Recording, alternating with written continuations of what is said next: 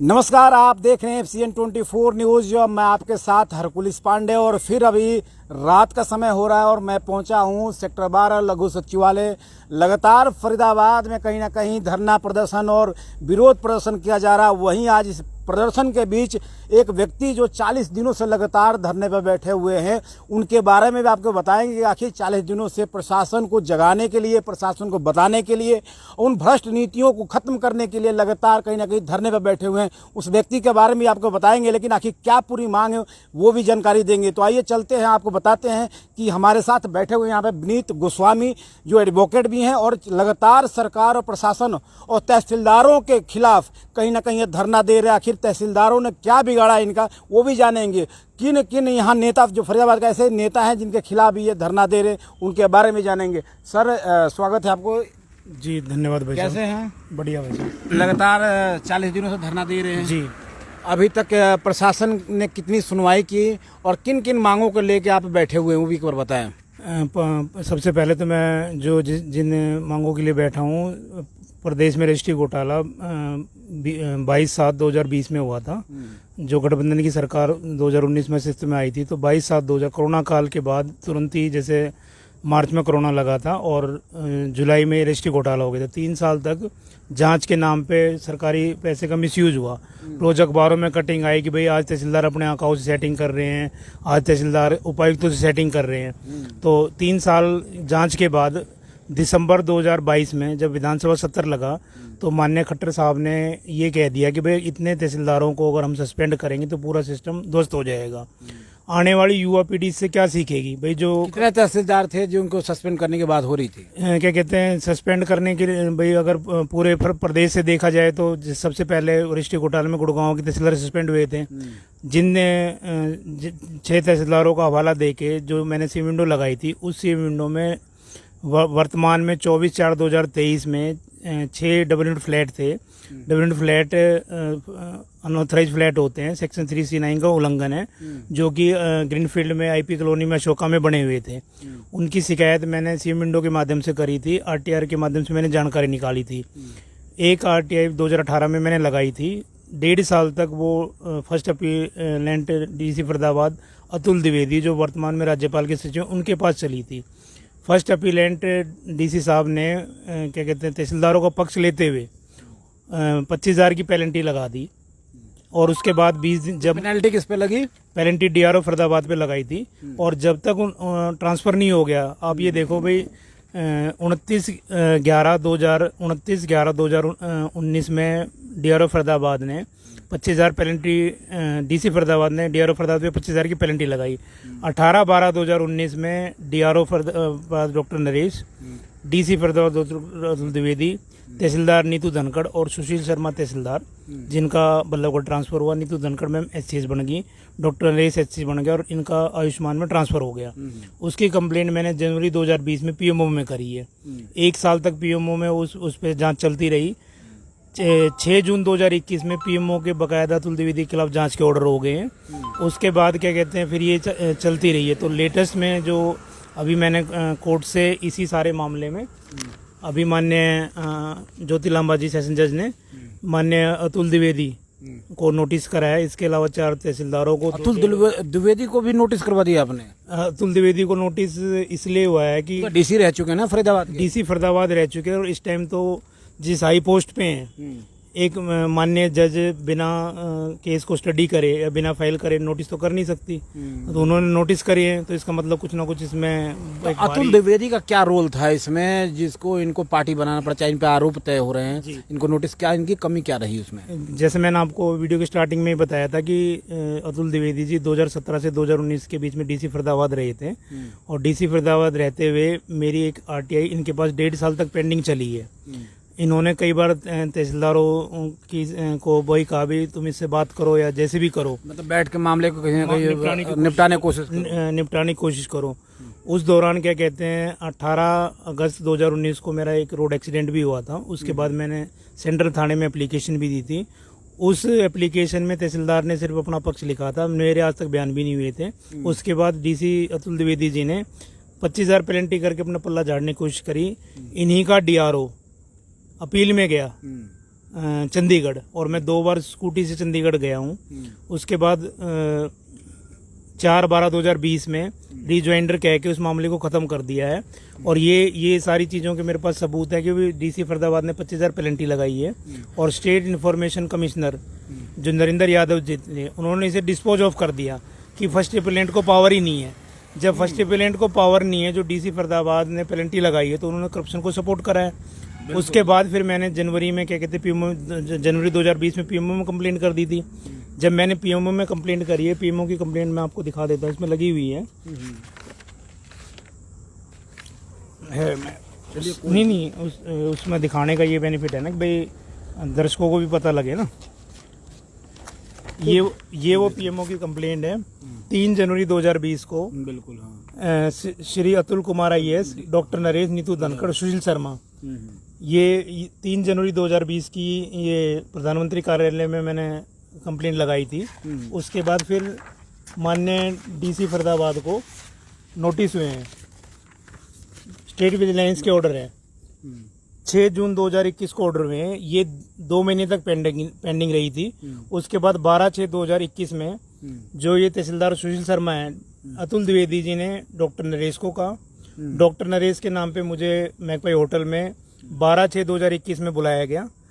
उसकी दरखास्त, मतलब वहाँ तहसीलदार मौजूद थे वहाँ? उस रूम में 4 तहसीलदार मौजूद थे, जैसे मैंने कंप्लेंट में बताया, जैसे अखबार में कटिंग आई है। उसकी भी 2021 से सेक्टर 17 में और सेंट्रल थाने में एप्लीकेशन पेंडिंग है। उन सबको कंसीडर करने के बाद सबसे पहले तो मैं हाईकोर्ट से अपनी प्रोटेक्शन लेके आया था।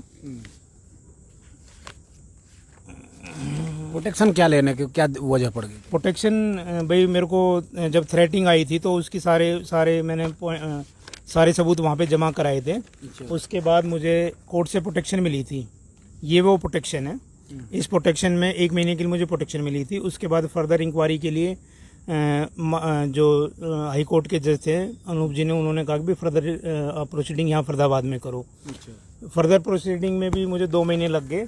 2 महीने के बाद जाके फिर मैंने क्या कहते हैं, ये मान्य ज्योति लांबा जी ने इन सबको पार्टी बना के नोटिस कर दिया जी।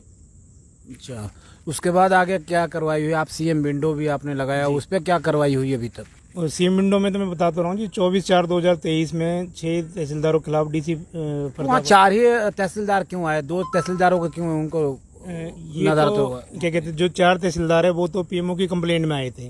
लेकिन वर्तमान में 2 तहसीलदार और जुड़ गए। डॉक्टर नेहा सारण का, जैसे मैं अपने धरने पे बैठा हूँ, 12 तारीख को मैं 11 मई से अपने धरने पे बैठा हूँ, 12 तारीख को उनको दिखाने के लिए ट्रांसफर कर दिया, जबकि उन्होंने 4-7-8 दिन बाद, यानी जो कार्रवाई करनी चाहिए इन लोगों के खिलाफ वो कार्रवाई नहीं हुई। आज तक शो को लिपापोती हुई कुल मिला के। आज तक शो को नोटिस नहीं हुए। मैं कह रहा हूँ भी अगर वो डीसी साहब कह दे कि भाई जो डीआरओ ने रिपोर्ट दी है, अगर वो डबल यूनिट फ्लैट नहीं है, तो क्या कहते हैं भाई डीसी साहब इस पर जवाब दे दें।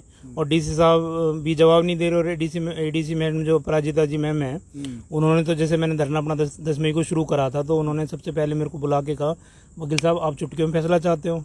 तो माननीय अतिरिक्त उपायुक्त से मैं कहना चाहता हूँ, मैम अब तो मुझे 40 दिन हो गए और अभी 5 दिन बाद सीएम साहब आ रहे हैं, तो भाई क्या कहते हैं ये धरना मेरा वहाँ तक चलेगा। सीआईडी मेरी रोज रिपोर्ट दे रही है। अगर भाई मेरे खिलाफ कोई एलिगेशन है तो आप अब तक कार्रवाई क्यों नहीं कर रहे? तो भ्रष्टाचार का तो भाई जो मैंने पीछे पोस्टर में लिखा है, प्रशासन ही तो इसकी सपोर्ट कर रहा है। अगर सीएम तक रिपोर्ट जाएगी तो सीएम तो कहता है भाई भ्रष्टाचार का काल मनोहर लाल, तो भ्रष्टाचार ये सरेआम चल रहा है। तो मनोहर लाल काल है तो कार्रवाई क्यों नहीं हो रही है? फिर बेहाल क्यों है जनता? आप बेहाल क्यों है जी? कार्रवाई इसलिए नहीं हो रही ना जी, रेवेन्यू डिपार्टमेंट माननीय दुष्यंत चौटाला जी पे है। और दुष्यंत चौटाला अपनी 10 सीटों का हमेशा दबाव दिखाते हैं सरकार पे कि भाई आपको समर्थन दे रहे हैं तो कहीं ना कहीं इन पे कार्रवाई नहीं होनी चाहिए। कार्रवाई नहीं होनी चाहिए। और मनोहर लाल जी क्या कहते हैं, जैसे अब जब मैंने दुष्यंत चौटाला जी का जिक्र करा है, दुष्यंत चौटाला जी के राष्ट्रीय प्रवक्ता उमेश भाटी जी खुद एक double flat A34 Ashok Nagar part 2 में रह रहे हैं। वो वीडियो वो उसके बारे में मैंने जानकारी 18 तारीख को दी थी। और आज सौभाग्य से क्या कहते हैं दोबारा वो 1 महीना भी पूरा होने, उस पर कोई कार्रवाई हुआ नहीं हुआ? उस पर तो क्या कहते हैं उमेश भाटी को तो प्रशासन ने कह दिया विनीत गोस्वामी तो इलेक्शन नहीं लड़ने हैं, इलेक्शन तो आपको लड़ने हैं। तो उमेश भाटी जी ने जो मेरी ऑडियो है वो 18 जैसे मैंने उमेश भाटी जी के फ्लैट का जिक्र करा है उसके बाद वो ऑडियो वायरल हुई है। जो भराणा जी और आपके बीच जो ऑडियो थी उसी की बात कर रहे हैं ना आप? जी, मैं उसी की बात कर रहा हूँ कि भाई ऑडियो के साक्ष्य हो गया कि हाँ आपकी ऑडियो थी या कुछ उसमें फेक था? मैंने तो किसी इंटरव्यू में ये नहीं कहा कि वो मेरी ऑडियो नहीं थी, लेकिन अगर जैसे कल जब डॉक्टर अशोक तंवर जी आए थे, जब मीडिया ने मेरे से क्वेश्चन करा था तो मैंने ये कहा था भाई उस दिन के लिए मैंने पूरी वीडियो संभाल के रख रखी है। 42 मिनट की वीडियो को ऑडियो को 22 मिनट में कन्वर्ट करा गया है और उन्होंने जिन शब्दों का यूज करा था वो तो चलो जब कभी भाई अब तो प्रशासन के हाथ में बात गई है ना ये भाई 21 को वो ऑडियो वायरल हुई 21 मई को, और 23 को Haryana state revenue commission association ने मेरे खिलाफ मुकदमे की मांग करी है और अब 23 का शुक्रवार है और 25 को मनोहर लाल खट्टर जी आ रहे हैं। तो एक महीने में प्रशासन अपने ट्विटर क्या लग रहा है कि कार्रवाई आप पे होगी या वैसे ही बैठे रहेंगे, या सुनवाई होगी या कार्रवाई होगी आप पे? मैं तो कह रहा हूँ जी भाई सुनवाई तो मैं बिना कार्रवाई में उठूंगा नहीं, और कार्रवाई आप पे होगा या आपकी सुनवाई होगी, मैं ये पूछ रहा हूँ। मैं तो ये कह रहा हूँ जी मैं तो सुनवाई के लिए बैठा हुआ हूँ। कार्रवाई तो मैं जब तक इन पे नहीं करवा लूंगा जब तक मैं धरने से उठने वाला नहीं हूँ। हाँ, ये फोर्सफुल अगर उठाना चाहे तो भाई वो इनका अपना चाहे लोकतांत्रिक लगा लो चाहे तानाशाही लगा लो। जिस तरह से वीडियो वायरल हुई उस पर ऑडियो भी आपकी वायरल हुई धर्मी भराणा को लेकर, और तमाम पार्टियों के कहीं ना कहीं आम आदमी पार्टी के भी समर्थन आपको मिलता नजर आया। अभी आप टोपी लगा भी रखे हैं और कल शीर्ष नेतृत्व वाले जितने भी आम आदमी पार्टी के जो कार्यकारिणी के अध्यक्ष थे अशोक तंवर जी भी पहुंचे थे। आखिर आपको समर्थन दे रहे हैं या सिर्फ दिखावा कर रहे हैं? नहीं, उन्होंने तो जैसे जब मीडिया की बाइट हुई है और वो समर्थन देने के लिए तो इतनी दूर से आए थे, उनका तो एक दिन का दौरा था और मैंने भी उन्हें रिक्वेस्ट करी थी और जो पदाधिकारी थे उन्होंने भी रिक्वेस्ट करी थी। तो उन्होंने भाई मेरे को आश्वासन दिया था कि भाई 1-2 दिन में मैं इसको शॉर्ट आउट करके और आपको बताऊंगा। तो जैसे भाई मैं तो कल का वेट और करूंगा और मैं तो अपने धरने को भाई अपना प्रारूप बदल रहा हूँ। कल से मैं अर्धनग्न प्रदर्शन करूंगा और परसों से मैं भाई प्रशासन की जो नीतियाँ हैं, जो सुस्त नीतियाँ हैं, ताकि भाई सीएम साहब आने वाले हैं तो क्या पता वो मुंडन की फोटो इन तक पहुंचे। जब प्रशासन की तरफ से नोटिफाई हो गया और तारीखें भी मिल गई हैं कि इस पर कार्रवाई होगी, जांच होगी, जो जांच उचित जांच होती है वो करने का समय भी आ चुका है, फिर आप ये मुंडन करवाना और तमाम तरह की चीज़ें जो कह रहे हैं कि मैं और अर्धलंघन करेंगे और ये सब चीज़ें, तो क्यों, आखिर क्यों? क्या कहते हैं, जो मैं आपको बता रहा हूँ जो 18 अगस्त की डेट लगी है उस तक तो इन्हें भाई ये तो सिर्फ एक मेरे को तसल्ली देने के लिए हुई है। मैंने अर्जेंट की एप्लीकेशन लगाई थी। अर्जेंट की एप्लीकेशन लगाने के बाद पहले तो इसमें कंसीडरेशन के लिए लगा रखा था। जब मैंने अर्जेंट की एप्लीकेशन लगाई है, अर्जेंट की एप्लीकेशन में 18 अगस्त की डेट लगाई है और जैसे मैंने आपको बताया कि भाई माननीय सीएम साहब का दौरा है 25 जून को फरीदाबाद में, तो मैं तो चाहता हूँ भाई तुरंत या तो आसपास ही जो भी फैसला हो जाए भाई 18 अब कार्रवाई चाहते हैं कि क्या चाहते हैं? सबसे मेन आपका क्या मोटिव क्या है? मेरा मेन मोटिव तो ये है कि भाई जो तहसीलदार हैं उन पे कार्रवाई होनी चाहिए। भाई अगर मैं गलत हूँ तो मेरे पे कार्रवाई होनी चाहिए, और तहसीलदार ने तो भ्रष्टाचार कर ही रखा है। ट्रांसफर करना इनकी शुरू से पॉलिसी रही है, जिसके खिलाफ शिकायत लगती है उस तहसीलदार का ट्रांसफर कर देते हैं। जो तहसीलदार ट्रांसफर हो जाता है लेकिन उन पर जो निलंबन जो होना चाहिए निलंबित नहीं होते हैं वो। जैसा आप निलंबन की बता रहे हो, वर्तमान में माननीय मनोहर लाल जी ने एक डॉक्टर गौरव अंतिल जो जिन पे 5 विभागों का चार्ज था उनको सस्पेंड करा है। तो ऐसे ही तहसीलदार भाई वो तो एक एचसीएस था, ये तो तहसीलदार है। इन तहसीलदारों पे मनोहर लाल कार्रवाई क्यों नहीं कर पा रहे? उससे कोई बड़ा रीज़न यही है भाई दुष्यंत चौटाला कार्रवाई होने नहीं दे रहे, और मनोहर लाल पता नहीं जी किस दबाव में है। भाई उन पे तो 41 पूरे अपने एमएलए हैं, भाई वो गठबंधन की क्या कहते हैं गठबंधन के दबाव क्यों मान रहे हैं? तो इसका मतलब भाई कहीं ना कहीं उनकी भी संलिप्तता है। और डीसी फरीदाबाद चाहे, जैसे मैं बता रहा हूँ, एक एप्लीकेशन मैंने डीसी फरीदाबाद को दी, डीसी फरीदाबाद ने उसे सीपी को भेज दिया, सीपी ने क्या कहते हैं सेंट्रल थाने को भेज दिया। सेंट्रल थाने के खुद जो आईओ थे सब इंस्पेक्टर दीपक, उन्होंने कहा वकील साहब आप खुद समझदार हो, डीसी फरीदाबाद अगर लिख दे भाई इन 6 तहसीलदार पर मुकदमा दर्ज करे तो पुलिस मना थोड़ी करेगी। तो आप ये इस मार्क किस बात की कि जब उसमें मुकदमा दर्ज होगा ही नहीं तो नहीं, वो तो उनकी बात बिल्कुल जायज़ है। भाई डीसी के पास 24/4/2023 में चली गई है कि भाई 6 तहसीलदारों ने गलत रजिस्ट्री करी है, डीआरओ ने कह दे भाई कार्रवाई के लिए प्रेषित है। तो डीसी फरीदाबाद तो अगर पुलिस को कहीं भी इन पर मुकदमा दर्ज, कितने रजिस्ट्री का मामला था? रजिस्ट्री कितने तहसीलदारों ने गलत किया था? मेरे पे तो क्या कहते हैं ऐसी रजिस्ट्रियाँ तो मेन तो 6 की मैंने कंप्लेंट कर रखी है, लेकिन अगर प्रशासन मेरे से कहेगा तो मैं तो और भी रजिस्ट्री ला के दे दूंगा। मैं तो रिकॉर्ड सर्च करवा दूंगा। नया साहब जिनका ट्रांसफर हुआ है उन्होंने अपने ट्रांसफर से पहले जो हरियाणा में जीपीए बंद है 1-1 लाख रुपए में अगर आप रिकॉर्ड सर्च करवा लो, 12 मई में उनका ट्रांसफ़र हुआ है, उसके बाद भी वो 18 तक उन्होंने काम करा है। मैं कह रहा हूँ 1 मई से 12 मई का बड़खल का रिकॉर्ड उठा लो, विदाउट ब्लड की जीपीए जो 1-1 लाख रुपए में मैडम ने करी है। मेरे पे कई वकीलों साथियों का भी फ़ोन आया था, तो मैंने कहा भाई जिनका हो रहा है मैं उन्हें क्यों रोकूँ, मैं तो जो मेरे पे डॉक्यूमेंट है उन्हीं पे कार्रवाई कर दे। तो ये चीज़ है जी। तो अब प्रशासन और सरकार से क्या मांग है, क्योंकि 25 तारीख को एक बहुत बड़ी रैली हो रही है यहाँ पे, मुख्यमंत्री जी पहुँच रहे हैं, तमाम उनके समर्थक होंगे या शीर्ष नेतृत्व वाले बड़े बड़े नेता वहाँ पे होंगे, यहाँ के जनप्रतिनिधि होंगे फरीदाबाद से। तो आखिर मांग क्या है आपकी, क्योंकि 40 दिन से लगातार भ्रष्टाचार को लेकर तहसीलदारों के खिलाफ आप यहाँ धरना दे रहे, भूख हड़ताल कर रहे हैं, अब मुंडन भी करवाने की बात कर रहे हैं, ताकि मेन मांग क्या रहेगी अब? मेरी तो मेन मांग यही है कि भाई जो डीसी फरीदाबाद के पास मैं इसलिए कह रहा हूँ कि कई बार बात निकल कर आ रही कि आप नौकरी भी मांग रहे थे, कि नौकरी मांग रहे हैं कि इनके खिलाफ कार्रवाई चाहते हैं। क्या कहते हैं, जो नौकरी वाली बात है, वो नौकरी वाली बात के लिए तो चलो ये आपने अच्छा क्वेश्चन करा है। ये नौकरी वाली बात तो इन तहसीलदारों ने, क्या कहते हैं, इन तहसीलदारों ने के द्वारा मेरे को कही गई थी।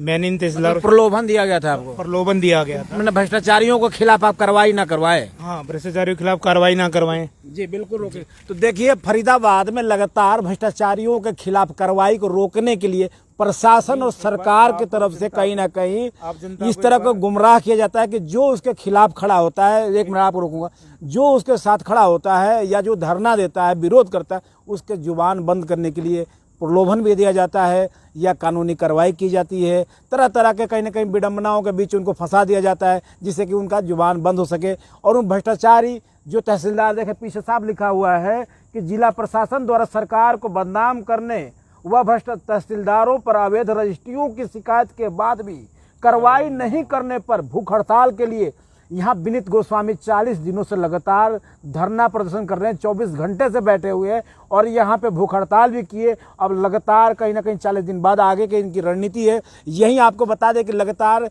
ये धरने पर बैठे हैं, लेकिन कल कुछ समय आम आदमी पार्टी के आला अधिकारी यहाँ अशोक तंवर भी पहुँचे, संतोष यादव पहुँचते हैं, विनोद भाटी पहुँचते हैं, हरिंदर भाटी पहुँचते हैं। ये तमाम आम आदमी पार्टी से ताल्लुक़ रखते हैं और इनका बहुत बड़ा ओहदा भी है, जनप्रतिनिधि हैं और ये समाज में अपना एक जगह रखते हैं। लेकिन अब सबसे बड़ा सवाल कि ये टोपी पहने हुए आम आदमी पार्टी का, अब आम आदमी पार्टी इनका कितना समर्थन दे रही है, कितना इनके साथ रहती है, कितने इनके लिए जो तहसीलदारों के लिए बैठे हैं उनके साथ देने के लिए खड़ा होगा, ये आने वाले वक्त में पता चल पाएगा। लेकिन अभी आगे की रणनीति इनकी क्या है वो भी जानने की कोशिश करेंगे। आगे रणनीति क्या बना रखे हैं? अब जैसे मैंने आपको बताया कि भाई कल से सीएम आने तक मैं अर्धनग्न प्रदर्शन। भागेंगे तो नहीं, कहीं कहीं धरना छोड़ के भाग जाए? मैं तो नहीं भागूंगा, पुलिस पकड़ लेगी आपके? क्यों? मैं बिल्कुल नहीं भागूंगा। मैं तो जब 23 मई को रेवेन्यू डिपार्टमेंट ने मेरे खिलाफ मुकदमे की मांग करी है, मैं तो तब भी नहीं भागा। और जैसे कल भी भाई पत्रकारों ने क्वेश्चन पूछा था, तो मैंने कहा मैं तो यहीं बैठा हूँ। जे बैठे हैं, ठीक है। जेजेपी के एक नेता पे, उमेश भाटी पे आप आरोप लगाएं कि डबल स्टोरी उनका फ्लैट है, उन्होंने आपके वीडियो वायरल करा दिया, ये बात आपने बताया, ऑडियो वायरल कराया, यानी कहीं ना कहीं आपकी जुबान बंद, आपकी आवाज को दबाने के लिए कोशिश किया कि आप उन पे कार्रवाई न करवा सके। मैं तो सबसे पहले मनोहर लाल जी से इस बात के लिए कहूँगा कि भाई क्या कहते हैं, आप पे तो ये अच्छा मौका है कि भाई जजपा के जो राष्ट्रीय प्रवक्ता है, भाई जैसे आप अलग अलग रैलियां कर रहे थे, तो जजपा के राष्ट्रीय प्रवक्ता डबल यूनिट फ्लैट में रह रहे हैं, A34 अशोक इंग्लिश पार्ट 2, आप उस पे क्या कहते हैं, उस पे डीसी फरीदाबाद इंक्वायरी करवा लें। अभी तक इंक्वायरी हुई है नहीं हुई? इंक्वायरी मैं कह रहा हूँ वो बाइट ही नहीं दे रहे। उमेश भाटी के पास मैं तो आपसे भी रिक्वेस्ट करूंगा कि कल आप उमेश भाटी जी के पास जाएं। अगर उमेश भाटी जी ये बाइट दे दें, मैं धरना कल ही खत्म करूँ। क्या बाइट लेना चाहते हैं? डबल यूनिट ये फ्लैट नहीं है, उसके डॉक्यूमेंट दिखा दें। आपको डबल दिखाई देता है? वो डबल है, डबल है, बिल्कुल डबल है। वो तो सिंगल होना चाहिए आपके हिसाब से। आप क्या चाहते हैं, तोड़वाना चाहते हैं उनका? नहीं, तोड़वाने की नहीं, तोड़वाने की तो मैं किसी घर नहीं तोड़वाना चाहता, लेकिन एक राष्ट्रीय प्रवक्ता एक डबल यूनिट फ्लैट में रह रहे हैं और क्या कहते हैं, हमारे जो दुष्यंत चौटाला जी हैं वो कहते हैं कि भाई मैं करप्शन फ्री हूँ। अगर मेरे विभाग के खिलाफ कोई, मेरे मंत्री के खिलाफ, मेरे विभाग के खिलाफ कोई अगर करप्शन का मामला आता है तो मैं उस पर कार्रवाई करूंगा। बिल्कुल। आप एक रोक रहा हूँ, देखिए समय ज्यादा हो रहा है, रात का समय है, डबल यूनिट फ्लैट है, हो सकता है कि जो ऑर्डिनेंस आया, जो कानून आया उससे से पहले बना हो, तो पहले बने हो तो उस पर कानून लागू नहीं होता, मेरा जो मानना है। उसी ऑर्डिनेंस को मैं दिखाता हूँ कि जो ऑर्डिनेंस आया 2009 का, वो ऑर्डिनेंस, वो जो आप बता रहे हो ना ऑर्डर है, वो इसमें भी लगा हुआ है बाकायदा। तो क्या उससे पहले बना था उसके बाद बना है? नहीं, क्या कहते, फ्लैट तो उससे पहले के 2009 से ही बनने शुरू हुए थे।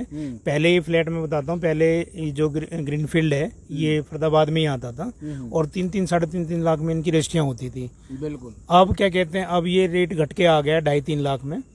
लेकिन जो बता रहे हो 2009 से पहले की, मैं तो कह रहा हूँ भाटी जी अपनी रजिस्ट्री दिखा दें। 2000 आप दिखाना चाहते हो कि देखना चाहते हैं कुल मिला के? नहीं, मैं तो ये कह रहा हूँ भाई डबल यूनिट नहीं है तो जैसे भाई उन्होंने ऑडियो वायरल करी है और भाई क्या कहते हैं मेरे पे एलिगेशन लगे, तो मैं तो कह रहा हूँ भाई मैं तो एलिगेशन की बिल्कुल तैयार। प्रशासन कार्रवाई क्यों नहीं कर रहा? आपके हिसाब से गलत है, डबल यूनिट फ्लैट है तो प्रशासन को कार्रवाई करना चाहिए ना। आपने तो इस पे याचिका भी डाला, आपने लगातार सीएम विंडो पे भी गए, आप यहाँ प्रशासन डीसी साहब के पास भी गए, तरह तरह के आपने नोटिस दिया, तरह तरह के ज्ञापन दिया, फिर कार्रवाई क्यों नहीं हो रही है? ये तो भाई प्रशासन को बताना है ना। भाई प्रशासन या तो करप्शन पे कार्रवाई नहीं करना चाह रही है या फिर क्या कहते हैं दुष्यंत चौटाला जी जो रेवेन्यू मिनिस्टर है जिनका सरकार दबाव मान रही है वो कार्रवाई होने नहीं देना चाह रहे। लेकिन जो मौजूदा सरकार है, जो यहाँ के मुख्यमंत्री हैं, वो तो साफ कहते हैं कि भैया भ्रष्टाचारियों का हम काल है, जो भ्रष्टाचार करेगा उसके लिए हम काल की तरह उस पर वार करेंगे और उसका काम तमाम करेंगे, और आप कह रहे कार्रवाई नहीं हो रही है। तो ये तो मैं आपको बता ही रहा हूँ भाई, अगर कार्रवाई होती तो मैं 40 दिन क्यों बैठता। मैंने तो स्टार्ट जिस दिन से मैंने अपना धरना शुरू करा था, मैंने डायलॉग क्या है उनका जानते हैं ना? भ्रष्टाचारियों का काल मनोहर लाल। तो उन्हीं लाल की प्रतीक्षा में जी मैं बैठा हूँ। 25 जून को वो आएंगे। मतलब आशा है आपको? मुझे तो पूरी आशा है हाँ। कि भाई वो क्या कहते हैं, जैसे उन्हें तो सीआईडी कल ही ये खबर दे देगी कि भाई विनीत गोस्वामी अर्धनग्न प्रदर्शन कर रहा है। विनीत गोस्वामी परसों 25 तारीख को ही करेंगे क्या? नहीं, कल से मैं शुरू करूंगा ना कि भाई पहले 2-4 दिन पहले उन पर रिपोर्ट जानी चाहिए ना भाई, इन्हें भी तो मौका मिलना चाहिए। भाई ये मेरे को मौका नहीं देंगे। जिस दिन ये मेरे पे कार्रवाई करेंगे, ये रात में करेंगे, दिन में तो ये करेंगे नहीं। आप तैयार हैं? मैं तो तैयार हूँ, बिल्कुल मैं तो तैयार हूँ। और जिस तरह की कार्रवाई हो आपके खिलाफ हो, आप तैयार हैं? मैं बिल्कुल पूरी तरह से तैयार हूँ जी। मतलब चाहते हैं कि हाँ हाईलाइट हो जाए आप? चलो हाईलाइट की तो एक भाई अलग बात है, लेकिन कार्रवाई की बात है ना भाई। आम जनता तो इनके खिलाफ कोई एक्शन ले नहीं सकती। आप एक लीगल जगह बैठे हुए हैं, आप सही तरीके पे अपनी मांग को ले रहे हैं, कहीं ना कहीं ये इतना आप तो जानते हैं ना कि आप सही क्यों गलत के साथ आप। अगर मैं गलत बैठा होता तो प्रशासन 1 मिनट में इन पे पूरा हमला है। अगर अब तक ये कार्रवाई नहीं करते तो इन्हें भी पता है इनकी भी, चलो मैं मजबूरी समझ रहा हूँ, लेकिन मजबूरी में आश्वासन तो दे सकते हैं। बीच में तो सोशल मीडिया पे चल रहा था आप पे कार्रवाई होने वाला है, कभी भी पुलिस आपको उठा ले जाएगी, कभी भी गिरफ्तार हो सकते हैं, बहुत सारी चीजें बरामद ऐसी बातें चल रही थी। वो तो जैसे भाई क्या कहते हैं मीडिया में भाई आपने चला दी, दूसरा उसको कॉपी पेस्ट मार लेगा। तो मैं तो उस भ्रम के लिए, मैंने तो स्टार्टिंग में जैसे मैं बता रहा हूँ जो मेरी ऑडियो वायरल हुई है, इंटरव्यू थोड़ा लंबा हो रहा है। इंटरव्यू लंबा हो रहा है, कुछ चीजें मैं एक छोटा बात पूछूंगा। आम आदमी की टोपी आपने पहना है, कल शाम को तमाम अधिकारी पहुंचे आप आम आदमी से, क्या उन्होंने कहा, क्या आश्वासन दिया और कब तक ये टोपी लगाएंगे आप? बस इतना बता दीजिए। मैं तो ये जब तक भाई क्या कहते हैं मनोहर लाल खट्टर जी अपनी दमनकारी नीति उत्तर मुझे अरेस्ट नहीं करवाएंगे या प्रशासन भाई मेरे पे कोई उल्टा सीधा मुकदमा करा के अंदर नहीं कराएगा, मैं तो इस धरने को तब तक जारी रखूंगा। टोपी भी है भाई, पहले तो न्यूट्रल रखने का प्रावधान था। कल न्यूट्रल मैंने इसलिए करा था भाई खाली आप पार्टी की जिम्मेदारी नहीं है भ्रष्टाचार के खिलाफ लड़ने के लिए, आम तमाम पार्टियां हैं, उसमें कांग्रेस भी है, उसमें नोला भी है, उसमें अदर पार्टियां भी हैं, तो इसलिए भाई टोपी तो मतलब आपको लग रहा है कि आम आदमी पार्टी आपको समर्थन दे रही है? भाई मैं तो अपना पूरा प्रयास भी कर रहा हूँ और प्रयास कोशिश कर रहे हैं भाई ये तो कोशिश ही होगी ना भाई। जैसे कल ऐसा तो नहीं लग रहा कि आप अकेले भ्रष्टाचारियों के खिलाफ नहीं लड़ सकते हैं? वो तो नहीं, अकेला तो मैं लड़ूंगा ही। मैंने तो कल भी आपके साथ बाइट में भी ये कहा था भाई मुझे तो खाली पार्टी का झंडा टोपी चाहिए, बाकी लड़ने अकेले आप एक सिपाही की तरह झंडा उठा के आगे बढ़ते रहेंगे जी। तो ये थे विनीत गोस्वामी, एडवोकेट भी हैं और लगातार कहीं ना कहीं जो भ्रष्टाचारी है फरीदाबाद में, बहुत सारे ऐसे भ्रष्टाचार जो हुआ है उसको उजागर करने के लिए ये कोर्ट, सुप्रीम कोर्ट और हाई कोर्ट, सीएम विंडो, तमाम जहाँ जहाँ वो एक फाइल लगाना चाहिए, ज्ञापन सौंपना चाहिए, नोटिस देना चाहिए, जाते हैं, कोशिश करते हैं और धरना प्रदर्शन भी लगातार 40 दिनों से दे रहे हैं और यहाँ तक भूख हड़ताल भी किए और तमाम तरह के कुछ ना कुछ ऐसे करते रहे। कल कह रहे कि टोपी पहन के फिर मुंडन भी करवाएंगे और धंगन भी होंगे, मतलब कहीं ना कहीं भ्रष्टाचारियों के खिलाफ कार्रवाई करने के लिए आतुर है। अब देखना ये होगा कि प्रशासन उन पर कब कार्रवाई करती है। जो भ्रष्ट अधिकारी हैं जिन पर कार्रवाई नहीं हो रही है, लगातार मुख्यमंत्री जी कहते रहते हैं कि ऐसे भ्रष्टाचारियों के खिलाफ हम महाकाल की तरह उन पर बरसेंगे, उन पर कहीं ना कहीं कार्रवाई करेंगे, लेकिन होता कुछ नहीं है, जिसको लेके 40 दिनों से धरना दे रहे हैं। तो देखें कि लगातार फरीदाबाद में ऐसी घटनाएं निकल के आ रही है, जो धरना प्रदर्शन होता है आखिर सरकार प्रशासन को जगाने के लिए, लेकिन प्रशासन कब जगी ये आने वाले वक्त में पता चल पाएगा। विनीत गोस्वामी को न्याय मिल पाएगा ये भी देखने वाली बात होगी। लेकिन तब तक ये आप बने रहे हमारे चैनल के साथ और आप देख रहे थे FCN 24 न्यूज़। फिर आपको कोई और खास सूचनाओं के साथ फिर जोड़ेंगे। नमस्कार।